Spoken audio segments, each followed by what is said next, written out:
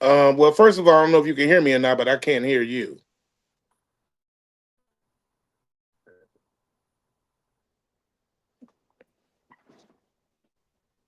What up, Howie? JD, what up, y'all? Hey, what up, fellas? What Hey, What up, what's Dale? What going up, on, fellas? man? What's Ain't happening, nothing, man? I Hey, can man. hear y'all, but I can hear y'all, it's but I not can't hear just me. Frank. I can't hear Frank. Yeah, I know. It Yeah. happened before. It's something about something he had to reset. I Okay. forgot what it was, but something he had to do now every time that he goes live with it. But we want to welcome everybody to Box Seats. The Sound Maurice. That's how we bizzle. My man JD Hayes is back from traveling around the country. How you There guys? you How go. was you guys' weekend? Hey, man, brother, it was all good, man. Thanks for asking. Like you really care. Look Hey, here, brother. Oh, damn. he actually sounded sincere, didn't he? Yeah. He sounded so sincere. I had to hit him with I do care. I that. do care, man. Get I you, know bro. you care, good brother. How was your weekend? My weekend was good, man. It was beautiful. I started a pocketbook business and we almost sold out. Oh, that sound like money right there. Pocketbook That sound business. all right That's there, baby. right. Hey, hey, Can how y'all hear me? forget merchandise? I'm bringing pocketbooks to the show, Right, and I got right, a right, joke right. for it too. Can y'all hear me? Can y'all hear me? Can Yeah, We yeah. can hear you now, for sure. Okay. What up, Frank? How you guys doing, man? How you doing? Let me just see if D Jones wants to jump in early. D Jones, let me know you want to jump in early. I'll let you know. First of all, man, thank you all for joining, man. I appreciate this, man. We got a lot to discuss, man, and there's no other way to get it. I'm trying to be as cool as a cucumber about this, man. But comedian Reggie Carroll passed away over the weekend. That was some of us up here sitting up here, some of our peoples. Howie, that was your people too. So first of all, condolences, man, to your friend, man, his family and friends, man. Yeah. You want to say? I'll give you the floor if you want to say a little something about Reggie before we dive into this, bro. Man, I do want to say one thing to his family. Man, I'm hurting for y'all. I know people say it's all the time, but if you need anything from me, let me know. But that was my friend, truly and dear friend of mine, and I just seen him a couple of months ago, maybe about 2.5 months ago in Atlanta. We were at the Trap Ti's club, and I was doing comedy there. Ti does comedy, y'all know that not by now. And he closes the show, and I'm really impressed by Ti by doing that. When the comedians go up, he always closes his own show out. But anyway, that was just a side note. But Reggie was there, and we hung out, man. We had a great time. They were smoking cigars and trees and all that, man. And he was like, "Man, I'm on the road with Cat," and he was just excited, man. And it was good to it was good to chop it up with him. That was the last time I seen him, man. So, that was yeah, it's heartbreaking, man, and especially just this senseless violence just in general. You know what I'm saying? I don't know all the parameters behind everything as of yet. But hey, man, you know what I'm saying? It was reported that he was shot at least 5 times. So, that's really Yeah, pretty much what we know so far. yeah, we're gonna jump into that in a second. We're Yeah. gonna jump into that in a Yeah. second. Yeah. Yeah. But So Mo, you want to say a little something about Reggie Carroll? Do you know? I you know what? I can't say anything. I never had the pleasure of meeting the brother, so there's nothing I can say about it or about him because I never had the honor of being in his presence, man. I'm sorry, it is sad, but that's as far as I can go with this conversation. We got yeah. filmmaker Jason Hayes here with us too. It's interesting to bring Jason in here, and let me just set this up for you all sitting at home and watching this. Jason is a filmmaker, but Jason, can you tell everybody who your wife is? Because I want to obviously preface this before I dive into this, before you give your comment on everything else. Can you tell everybody who your wife is and what your surroundings and your situation is, please? Yeah, I mean, I'm a filmmaker, man, but my wife is a prosecutor here in New York, as is my brother-in-law. And so most of my friend circle pertains to spending a lot of time around a lot of lawyers who are either prosecutors or defense attorneys. Okay. Mhm. All right. So the reason why I wanted obviously Jason to speak on that is because since Reggie Carroll was killed last week, news came out and broke out that Reggie Carroll was killed by one of Katt Williams's bodyguards. Now, interesting thing is, the story continues to be developing more and more since then. It's also come out since then that Reggie Reggie was killed at Katt Williams's house also. That has been confirmed over the weekend too. It happened in South Haven over the weekend, South Haven, Mississippi. When he was shot, he was pronounced dead in Memphis, Tennessee. So according to my obviously my work, my homework that I was doing over the weekend, everything else, it looks like both South Haven and Memphis is trying to both prosecute the bodyguard here. So that's what it looks like they both are doing. Up until a couple of hours ago, this thing is still even developing more. Some stuff that we probably would touch on. I'll leave that up to you guys and discuss that. But the reason why I wanted to talk about with Jason on this thing and everything else, because the comics over the weekend have all been speculating, and I even saw a couple of articles on allhiphop.com. And here's the crazy part: is should Katt Williams be held accountable for this? And people are running with, should Katt Williams be held accountable for the death Reggie Carroll? Now, like I said, I put this out there because the comics are running with this. Howie, I'm gonna get to you in a second, but Jason, I want you to take center stage on this because I'm sure you know, and your wife know, and you discussed this and everything else, so the comics can be relaxed on this. Jason, tell us out there sitting there, from your knowledge and what you have known and learned over the course of years of your wife being a prosecutor and everything else, should Katt Williams be charged or be dragged into the death of Reggie Carroll? Well, first, let me preface this, because a lot of time around attorneys, they're always parsing stuff, right? One, I don't know the details because even what I looked up, I mean, I haven't even seen an article that has absolutely placed him at Katt's place yet. Mm-hmm. And I mean, I've looked all over the internet trying to find stuff. So it's a bunch of things that we don't know. But as a native, born in Mississippi, I was just down there last week. I come from a family who has had their share of arraignments in the state of Mississippi. You know what I'm saying? And just knowing the gun culture and all that stuff down there, I mean, based on what I'm hearing, if people are calling for Katt to be prosecuted, the only way I can see that happening, honestly, is if somebody can put the gun in Katt's hand. Because other than that, I don't see how you're gonna put any of that on him if the bodyguard is being charged, or I mean, if this was his bodyguard and he did it, in pursuing his job, doing what he's paid to do and protecting his client. So Mississippi and the South in particular, they have a really fickle attitude towards shooting people. And especially, shooting people who are in commission of doing other things, if it's true what was taking place, what I've read and heard. So I don't know how Katt gets dragged into this outside of eyewitnesses saying that they saw Katt shoot the guy. Otherwise, I don't see them being able to charge for anything other than he was just there. And like maybe money wise, somebody can chase a bag after him like that because it happened allegedly on his property. But outside of that, I don't think that Katt can be charged criminally because he didn't shoot the guy and he's not being charged at all. Right. So Howie, obviously you're a friend of Reggie. You know the family. I know personally that the family stayed. I've been in contact with the family and everything else. They're trying to move forward with trying to get Katt dragged into this, whether Katt wants to be or not. There's a lot of other things that's coming out right now that hasn't been confirmed. Howie, you got the floor on what you want to add to this or take away from it. Well, I'll say this. There are things developing that I've even heard, but I won't say it because it's still all speculation. When things like this happen, there's a lot of speculation involved. So people are coming up with their own things, but I did hear some things for a couple of sources, and I'm still trying to make sure I hear from a few more validated sources before I say it or before I even repeat it. But from what I heard, if this is true, it's crazy. Right. And I'm gonna kind of leave it at that.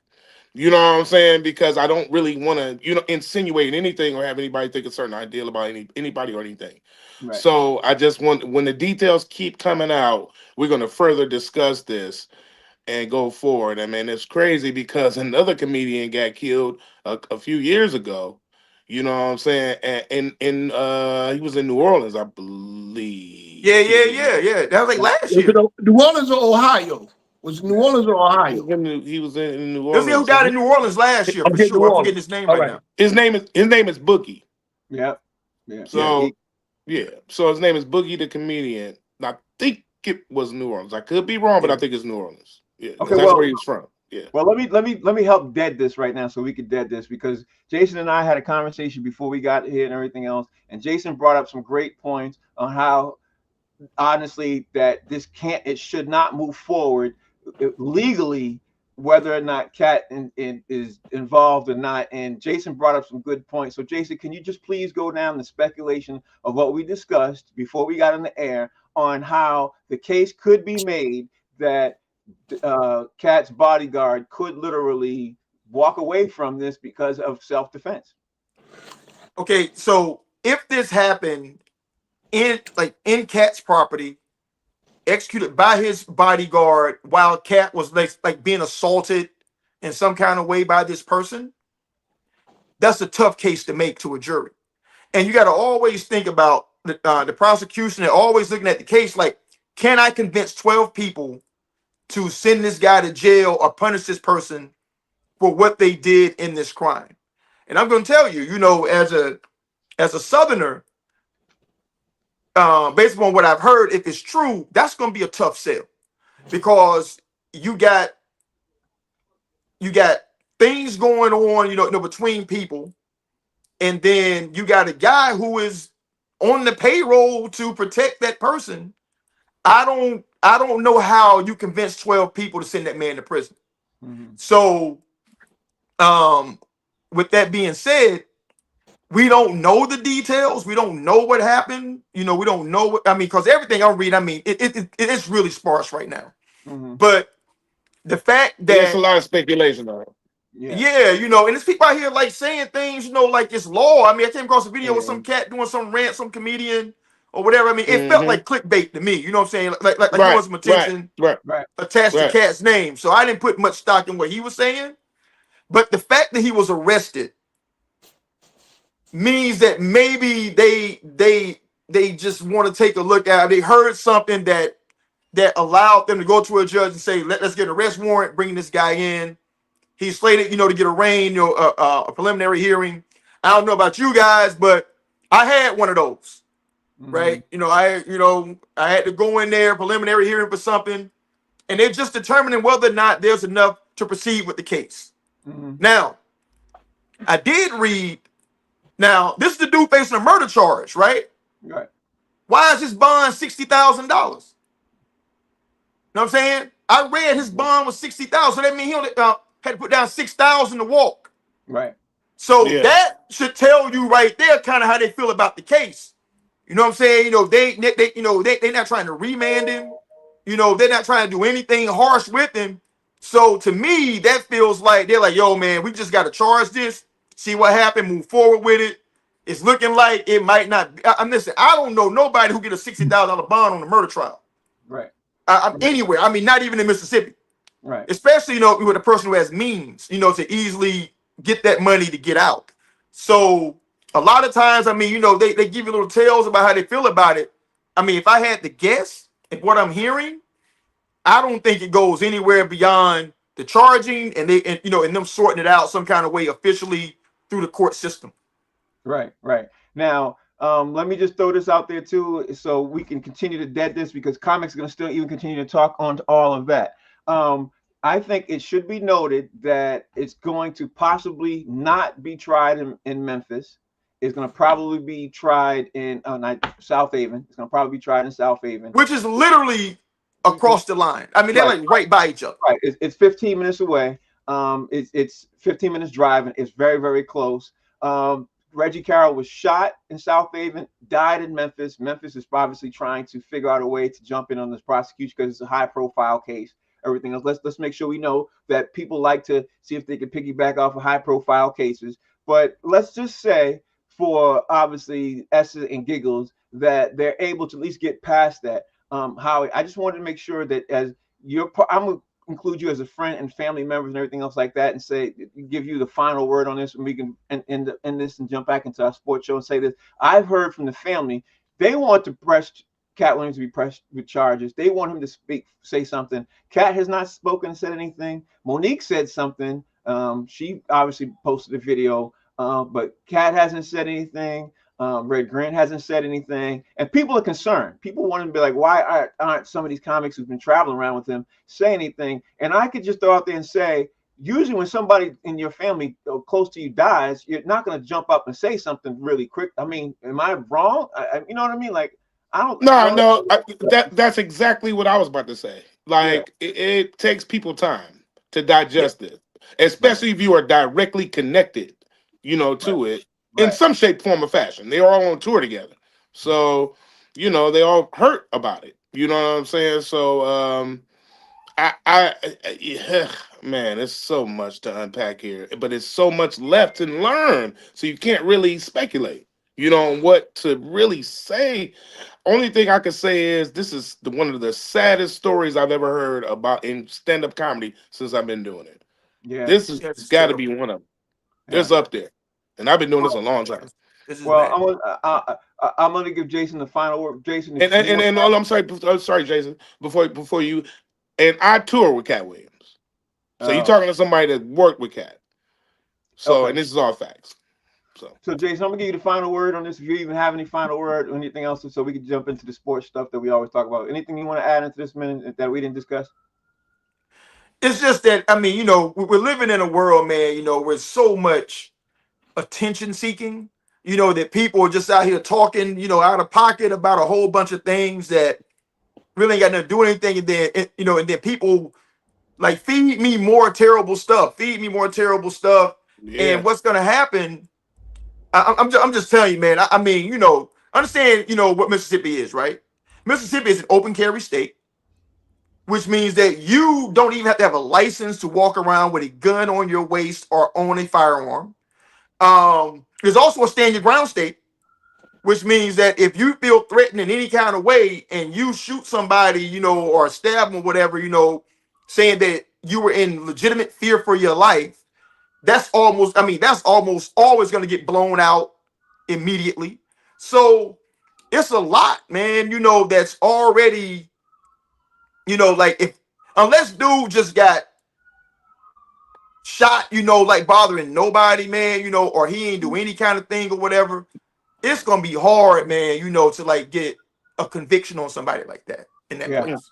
Yeah, I think everybody's overlooking that fact. Listen, truth be told, I know I did. I completely looked over the stuff that you brought to my attention, Jay. So I want to thank you for bringing that to my attention, because I completely looked over it. I just was too busy looking at the fact that one man shot another man after an argument. You know what I mean? That's what I looked at the fact, and I didn't dive in deep on the facts of that. And we still don't really know what the real full details. Actually, we're still speculating. We probably won't. You know what I mean? But to put in context, I shared this with Frank, man. I had a cousin who was murdered in Mississippi, and what happened was he got in a fight with a dude. Him and the dude was fighting, and the dude pulled a gun, shot my cousin in the stomach, and my cousin died later at the hospital. So even though he pulled the gun because it was fighting, and he shot my cousin, and my cousin was unarmed, the dude got 3 years. That's it. You know what I'm saying? That's all he got. He got 3 years. Because the laws are so different, towards those types of things. I mean, he got charged with manslaughter. He didn't go there intending to kill him. You know what I'm saying? They got into it. He pulled a gun. Boom. That's what happens. So even with somebody, who shot an unarmed person, in that instance, he got 3 years. He did too. He was back on the street. Wow. I think that's the fact that we all overlook. You know what I mean? Here we all overlook the fact that open carry states is a different thing than when you live up north or in the west. You know what I mean? It's completely different.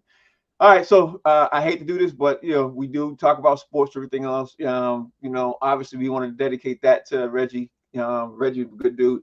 Let's switch gears, man. Let's jump into our top 5 stuff, because we normally do a show. Like I said, the show's called Box Seats, where we normally talk about sports. So let's get ready to dive into that, man. Howie, give me to switch gears, give me your top 5 fan interference plays that changed the course of sports history. Let's dive into that.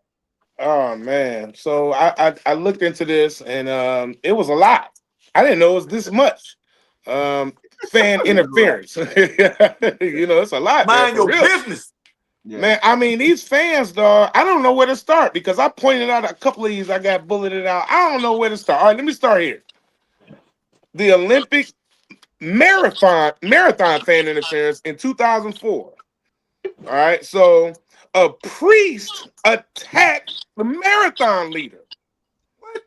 Mhm. Yes, bro. His name was Vanderlei Delaima during the 2004 Athens Olympics. Yep, he cost them the gold medal, and the Olympics completely overhauled the security then. And that was in Mhm. '04. And I forget all about this. I kind of remember this, because I love the Olympics. Olympics one of my favorite things to watch. But I swear, man, I didn't really realize he attacked them. He was leading. He was leading the marathon. Yep. Was it a Attacked him, prepubescent boy? huh? Was it a prepubescent boy that he jumped on? He Man, couldn't control himself. Oh no, and that was a man. priest. And that was a priest. Gary Sheffield got attacked He in must have. 2005. I remember. 2005. Yeah, he went for the ball, and the fan just socked him in the mouth. I remember this. Yep. Ooh. And I know why you remember it, because he was a Red Sox fan. That was in Boston, right? He was a Red Sox fan. That's why I remember. That's why I They know the you worst, remember. bro. They are the worst. Oh Yeah. man, and that kind of, they said that kind of escalated that little Yankees Red Sox rivalry and all that stuff to another But level, you man. forgot to add that was in the height of when the Red Sox had lost in the 2003 ALCS. You know what I mean? Like they had just lost a They had major. just lost. Yeah, going into a World Series, they had lost. So all that was going on. You know what I mean? That's There was before. a lot of tension going on, but that Oh rivalry yeah, is pretty deep. yeah, yeah, yeah. That's some hood Um, rules, though. It's hood rules. yeah. We can't win the game. We're gonna win the fight.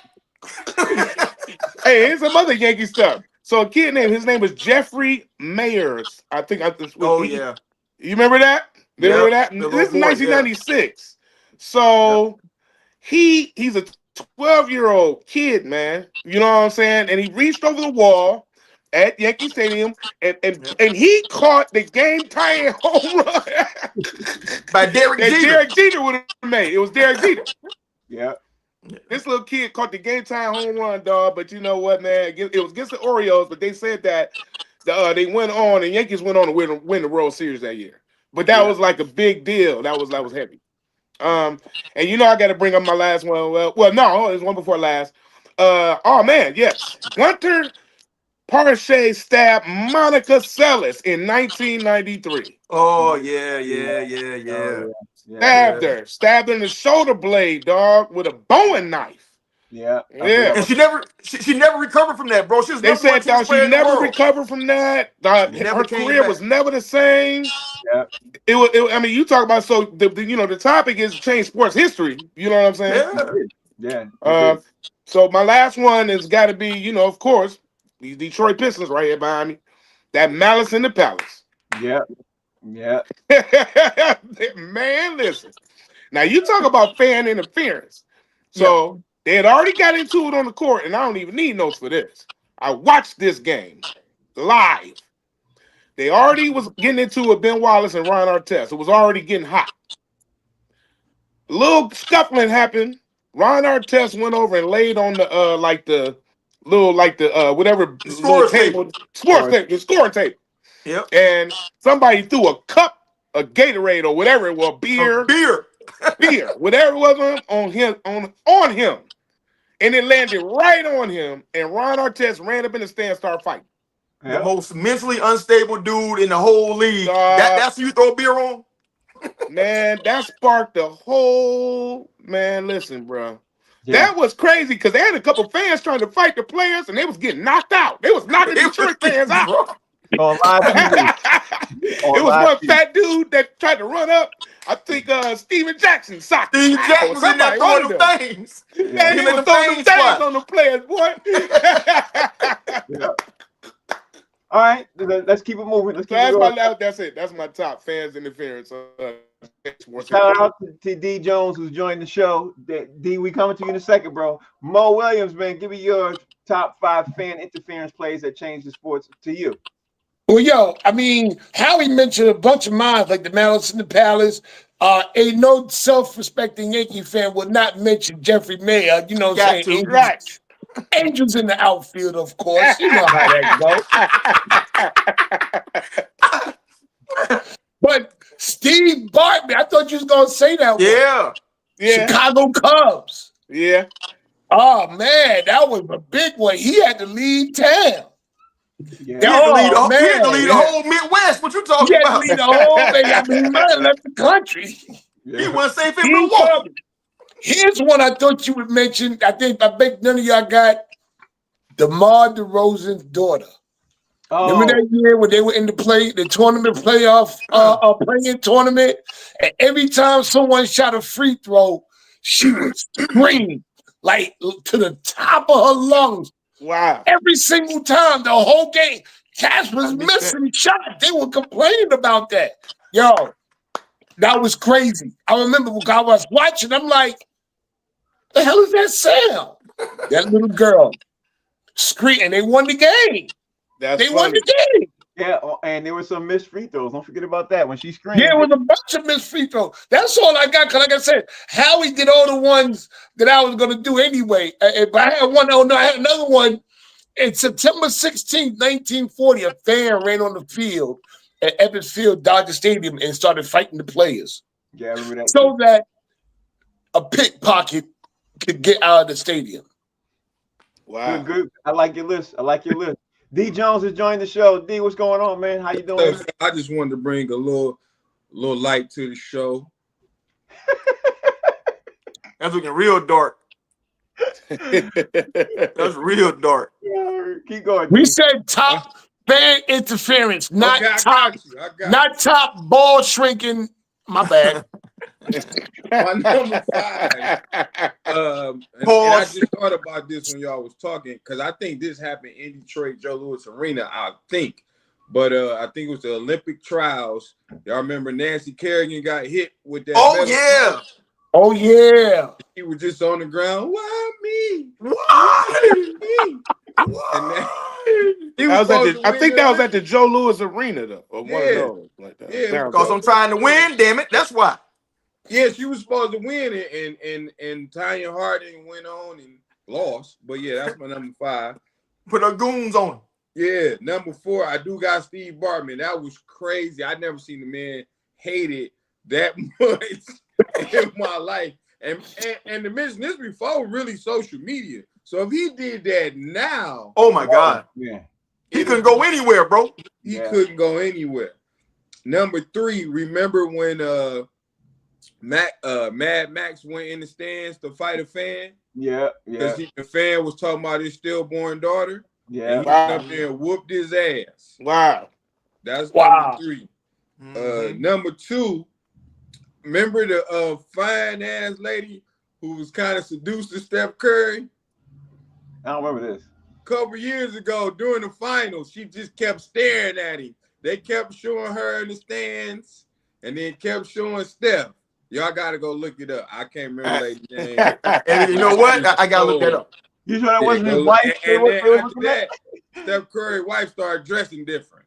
Oh, And then number 1, Howie already said it, the Malice in the Palace. But to me, it didn't happen because the fan threw a beer. Really, I don't care what Ron Artest say, he didn't want no smoke with Ben Wallace. No, he Ben didn't. Wallace wanted to fight. Had he just squared up with Ben Wallace, it never would have happened. But He said, wanted to "I'd fight rather everybody go else lay but over Ben here." Wallace. Yeah, I'd rather go lay over here than fight Ben Wallace. And that's why it happened. So they're my top 5. okay. All right. Let's see. We got everybody's top 5. Let's do Jason's. Jason, what's your top 5 look like? My top 5 look a lot like what Howie's did. I got Bartman, who they ran up out of the whole United States of America. I got Jeffrey Mayer. You know what I'm saying? Because in New York, you can't. That's like the greatest fan interference ever. Right. Because the Yankees about to lose that game, bro. I'm telling you. I got Malice at the Palace. You know, Ron Artest and Steve Jack letting them things fly. But number 2, I got that Hank Aaron stiff arm in 1976 after he broke Babe Ruth's record, and the white dude ran out on the field beside him, and Hank was like, "Yo, Yeah, off me." You know what I'm Wow. saying? Put that thing on him like that right there. yeah. Hey, man, this is my moment. Sit your ass down somewhere. But the number one most fan interfering thing ever, Magic City in Atlanta, baby. I ain't seen more dudes not get their stats than when they hit Atlanta. I'm talking NFL, NBA, college football, whatever. Nobody interferes like that naked ballet down there. You know what? He absolutely right. Yeah, he absolutely right. He absolutely right. He absolutely They right. destroyed One of the me. greatest places on earth. Destroying careers. I just watched the Dallas Cowboy. I watched the Dallas Cowboy documentary on Netflix, and one thing that was really evident is how the strippers messed with the Cowboys. They were on that run to do a three-peat, and what they breezed over was that night before the NFC Championship game. What was it, the game before that? When they all went to the strip club and got drunk, they breezed right over that part. But that could have had the Cowboys, if they hadn't messed with them, that could have had the Cowboys literally have a three-peat. You know what I mean? But fellas, listen, I watch so many sports podcasts, and I've heard so many stories about dudes talking about they went to the arena or the stadium drunk, straight from Magic City. Yeah. You know, like they just weren't even right. I mean, they want to call out of work that day. You know what I'm saying? Greatest fan interference ever. If you ever been there, you understand why. I have. I've heard. I've been told I ain't never been there. I ain't never been there. Don't go then. Go. I ain't never been, and I will never say on camera. I always have a great time when I'm there, though. The wings are incredible. How you got a lot of balls saying you've been there? I've been there several times. And the thing about it is, I just sit and I smoke. I blow blunts, and you know what I'm saying, eat and kick it, and look at what's in front of me. You know what I'm saying? You know what I'm saying? And then I'm gone. And the wings are delicious. I've been told. Yes, they are. They have very good food. I wouldn't know nothing about that. But the food is overrated to me. It's the scene. Down in the valley where the girls get naked. If it's going bad, then you know she gonna shake it. No, nothing about that. Nothing about that. All right, so being that baseball season is getting ready to kick into the playoffs, the Colorado Rockies was the first one to basically get eliminated. Was it yesterday, day before that? I decided I want to drop in the top 5 of this. So, Howard, give me a top 5 best baseball seasons that ever happened to you. Not the top 5 best baseball seasons statistically, but the top 5 best baseball seasons ever that you thought was amazing. So I'm gonna tell you, so I had to go. You know, I used to watch a little bit of baseball here, and when I was a kid, I used to love a lot of stuff, and when I was young, whatever. So Mark McGwire in 1998. So I had to do my homework, and I was like, man, how do you stay in my homework paper, bro? We stay on my homework paper, bro. That's probably on everybody's list. I just go, AJ, all I do is I just go do the research. I'll be like, okay, yeah, I remember this. How is just to go first? That's on everybody's homework paper. Yeah. It's on everybody's. So everybody might have this. The Mark McGwire, 1998, 70 home runs. I mean, it's just incredible to see. All right, so I had to put it on there. And so I had to put Barry. I got to put Barry Bonds on there too. And he had a 73 home run season. I remember 177 walks, 1,379 OPS baseball. Oh God, this dude is crazy. I don't think you understand how sweet Barry Bonds was. All right, so I got a little excited about them two right there. You know what I'm saying, off the top. And I got one more. We're gonna talk about him later. Your boy, Shohei Ohtani. Right? Yep. I'm pronouncing his name right? Shohei, Shohei. Yeah, Ohtani. In 2021, he had one of the greatest seasons. You know what I'm saying? He's still kicking butt. But we're going to talk about more of him later. I won't even mention the stats right now. But that was in 2021. All right. So my last two, I got to go with Detroit, bro. And I remember a couple of these now, like vividly. In 2012, we kicked butt that year, bro. We was the AL champions. Justin Verlander, dog, took us, man. We just couldn't win the World Series. You know what I'm saying? We was there that year. That Verlander was kicking butt, and then think about a season or two later, we got rid of him or something like that. We won the World Series though when I was a kid, and I remember this very vividly in 1984, bro. And that was the year of the Bless You Boys. That was our whole slogan back then. Bless you, boys. They rode that all year, all the way until the World Series, dog. Never looking back, dog. I think we swept them, dog, to win. No, we swept Kansas City in the ALCS, and then we beat San Diego 4-1 in the World Series that year. So we kicked butt. That was one of the best memories, top memories I got in baseball. Period. And it probably still be forever. All right, let me go to Mo. Oh, Mo, before I go to you, let me just throw this out there. Breaking news. Pro Bowl defensive end Trey Hendrickson, for the Cincinnati Bengals. Trey Hendrickson received a 1-year deal from the Bengals for $30 million. So he's gonna go back to the same team and do the same thing. Franchise tag. Yeah, basically. Well, it doesn't say that he officially franchised. That's a 1-year deal. That ain't a franchise. It's got to be a franchise tag, but he got a huge. He got to be a franchise tag. Yeah. So anyway, we were talking about that for a while. He finally got his deal. We're gonna talk about it again next year. But anyway, okay, Mo, it's your turn, man. Give me your top 5. Man. How you gonna ask me top 5 baseball seasons? Which one you want me to pick? I got 27 of them. 27 of them. Huh? Which one you want me to pick? All right, I'll pick the ones that while I was alive. All right, what's that? Let me see. What? 96, 98, 99, 2000. Come on, man. I knew it was going. For the record, I knew it was going to be all Yankee related. I knew it was going to be all Yankee related. Yeah, I knew it was but my Yankee. best one. Listen, all of them are Yankee ones. All of them. But the best one, the one to me. The best one is 1977. Okay. Yeah, Reggie Jackson came in from Oakland. Thurman Munson was behind the plate. We had Catfish Hunter coming out the bullpen. Willie Randolph on second base. A Chicken Man on the first base. Greg Nettles. Oh man, I mean, that was the team right there. That year, that 1977 team, and holy cow, Phil Rizzuto calling every single game, baby. I had the album. I like that. I used to play the record. And we beat the Dodgers. Need I go on? Should I go any further? I was giving you the floor. I was letting you finish. You know what I mean? I'm just saying. I mean, you guys didn't go into that 1996 run with Derek Jeter. Oh man, I mean. See, I was giving you the floor. I hate 96. You wouldn't say that me as a Red Sox fan would be hating. So that's why I didn't say nothing. I let you finish.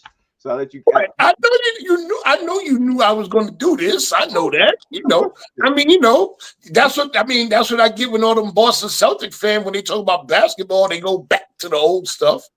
Okay.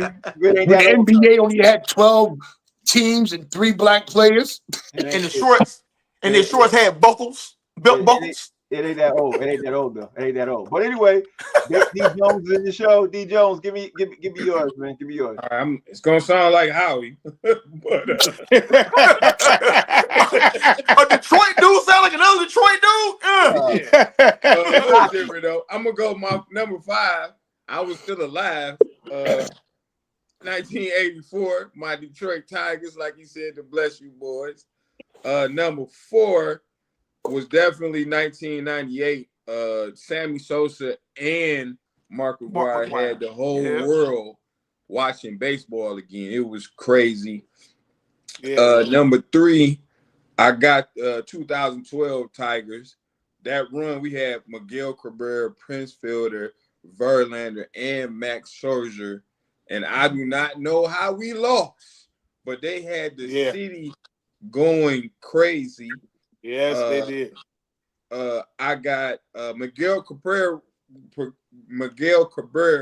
2012 winning the Triple Crown. He had the city going nuts. Yeah. And I had. Oh, that's right. I remember that. Yeah, the Triple Crown. Yeah, he did. And that's right. He might be the last dude that's done it. Now that I think about it. Yeah, he was. Yeah, the nobody last wanted dude to. I don't think nobody got it. I forgot all about that.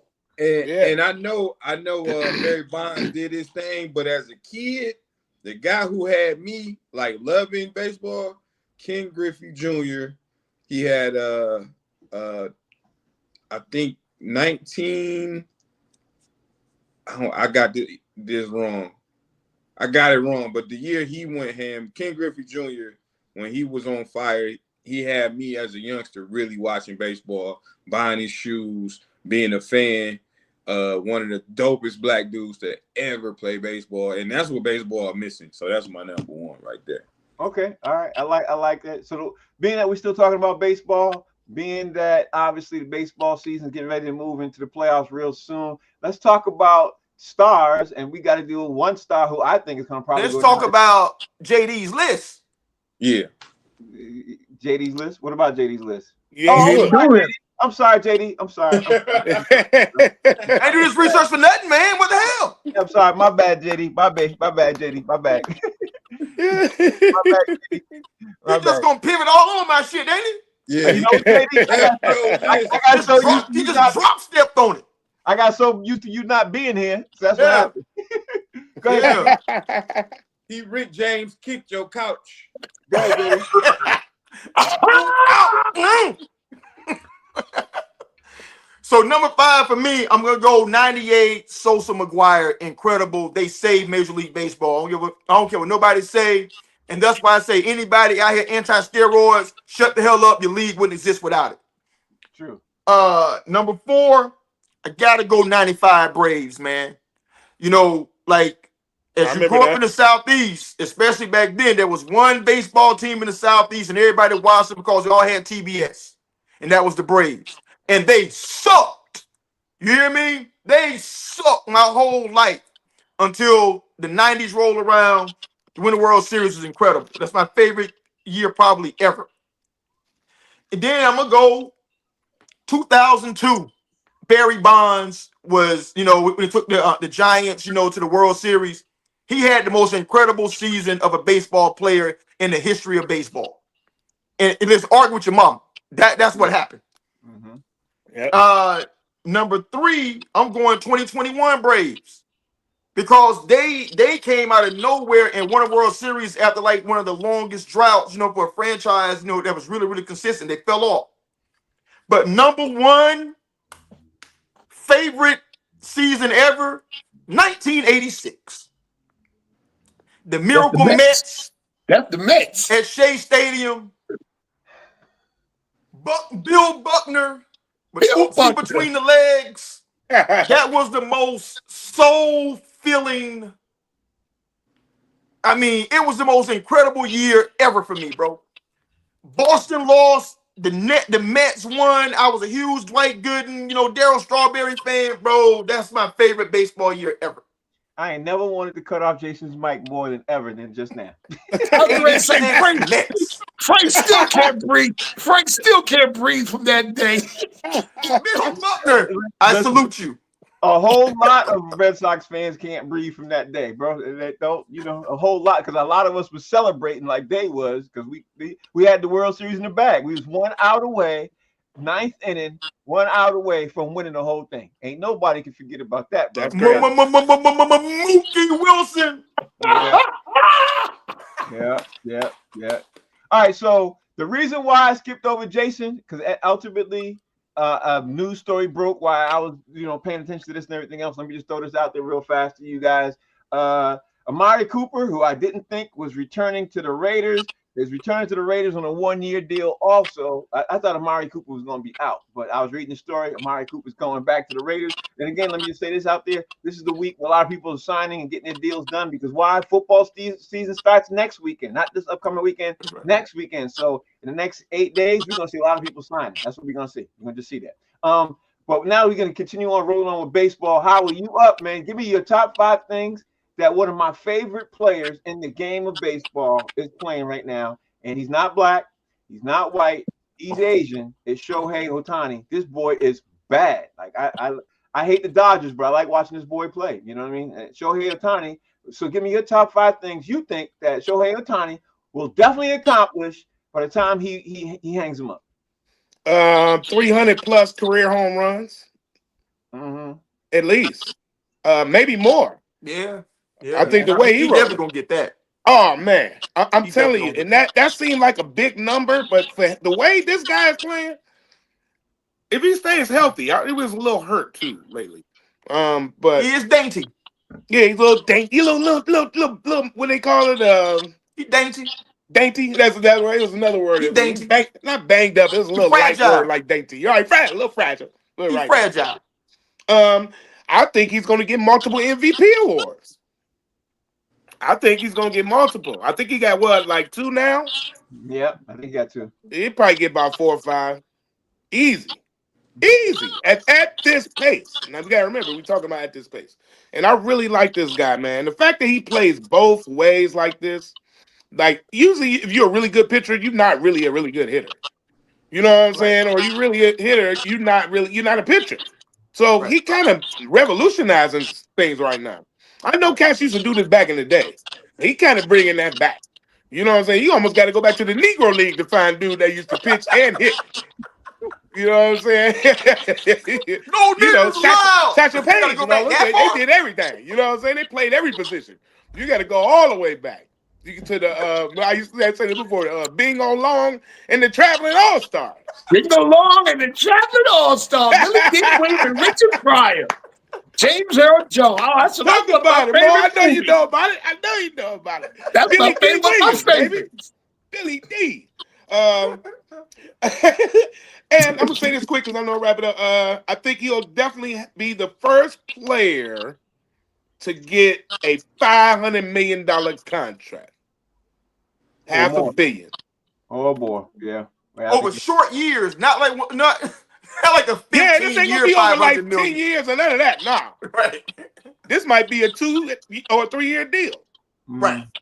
for $500 million. He's gonna be Yeah. the first to get it, man. And that's my top things. I like that player. I really like him. Okay, Mo, give me your top 5 things you think Shohei Ohtani will accomplish in his career. Well, you know, top of the off the back, he's gonna have. I think he's gonna get multiple batting titles. Multiple batting titles. The man is a monster behind the plate. First round ballot Hall of Famer, no doubt, Guaranteed. guaranteed. First ballot Hall of Famer, no doubt.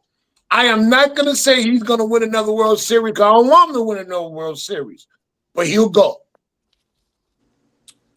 and lose to the Yankees. Okay. You know what I'm saying? He's gonna eventually get a baby mama out there in LA. Somebody. He gonna get a baby mama out there. He gonna have some baby mama drama. And then after that happens, he's gonna get a haircut with a fade on the side and a flat tie. He's gonna get the Travis Kelce white boy look. Those are the top 5 things he's gonna do before his career though. Okay. All right. Let me see what D Jones is talking about. D Jones, what you talking about? I think he's gonna sign with Jordan Brand and get the best baseball shoe ever. Ain't been I no can see dope, that. ain't been no dope baseball shoes since the King Griffey's. That's a great, hold on, D. That's a great speculation because you know the Asian market is looking for that type of player that they can put some Jordans on their feet. That's a good speculation. Go ahead, D. I'm sorry. He definitely might go down as the best baseball player of all time when it's all said and done. Yeah. He could potentially do that. He might win a Triple Crown. I don't know. He's gonna date Megan Thee Stallion next.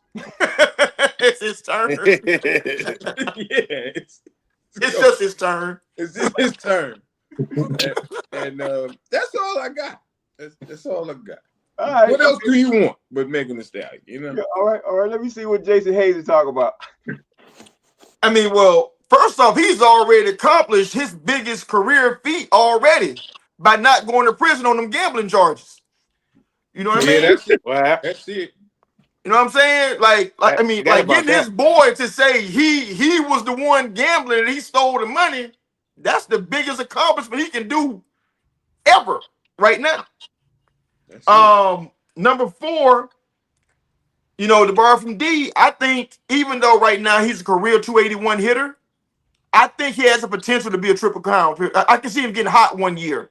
You know, where he bats like 318 to 320, which is good enough to win a batting title. And we already know, you know, that he can hit home runs, and the team is talented, so they're always on base. So he got a chance at that.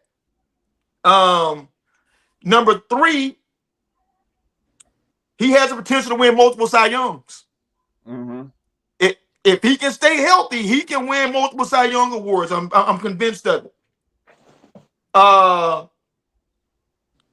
And you know what? I'll wrap it up here. Okay. All right. No. That's the last one right here. To piggyback, what Mo said earlier, I wrote this down. He gonna get caught up in this LA market by one of the professional semen stealers. Yeah. You know what I'm saying? They are too good at getting your spunk for him to avoid all of them LA things out there trying to get them child support payments, brother. So that's definitely in his future. But you got to even add on to this, Jay. He even added on a market, you know what I mean, by adding the Asian market too. You know what I mean? So he got the Asian market after him, and then he gonna have, the white market and the black market. He gonna have all them things from all nationalities trying to jump into. But he plays for the Los Angeles Dodgers. Yes. They are some professional bums and semen stealers out there, bro. Yeah, they gonna get him.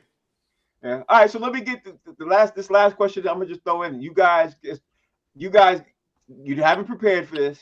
It's gonna be just give me a 1-word answer because I got 2 minutes, 3 minutes to go through this. How are you up first? Give me your best, most favorite wrestler you used to watch on TV that you get excited about watching. Give me that wrestler. The first wrestler that comes in your mind that you're like, you know what? I like this wrestler. This is my dude. Who's your favorite? Well, I used to have and a tag team and a single, but Roddy Piper gotta be one of my favorite wrestlers of all time. There was others that was great, but during that time in the 80s, man, I was a big wrestling fan, and I used to love, just for bonus, the British Bulldogs. That was my tag team. But Roddy Piper was my guy. Okay, so that's his. Mo, give me your favorite wrestler of all time. You used to, actually love to watch. Man, when I was a kid, because you got to understand wrestling, I go back to wrestling when Vince McMahon was an announcer, when he worked for the wrestling company. Yeah. No, you know what I'm saying? So my favorite wrestler was the Iron Sheik, baby. He threw pencils, fire. Oh, he was the worst. He was the dirtiest. Oh man, he beat everybody's behind. Oh, and his camel clutch. We had the top 5. That's one of my top 5. The camel clutch, man. Mine too. Yeah. Okay. All right. Okay. I like that. D. Jones. You in the wrestling? Let me get you. I was about to say Macho Man. Then I was gonna say Mr. Perfect. I was gonna say The Rock, but I have to go with the man who set wrestling off in the 90s. When that glass broke and this white boy came down there with some cut off blue jean shorts, the Rattlesnake Stone Cold Steve Austin took wrestling where it was already high. He took it to a whole nother place. He still might be, he could go down as the greatest wrestler of all time. Okay. All right. I like y'all's choices. Let me bring in White Chocolate. White Chocolate's up in here, guys. Let's first just say, hey, to White Chocolate. White Chocolate, who's your favorite wrestler of all time? I already know the answer. Come on, you have to ask. Hell yeah. Hey, Frank. And that's the bottom line because I said so. Hey, Frank. Frank, I'm right here, bro. Yeah. Oh, Jay, I did it again. Damn. It was that Mets. It was the Mets. Go ahead, Jay. Give me yours. I'm sorry, bro. All-time favorite, Jimmy Superfly Snooker. Damn. He was awesome. Jimmy Superfly Snooker. Get on the ropes and do this right here. He coming from the ceiling on them boys, baby. Damn.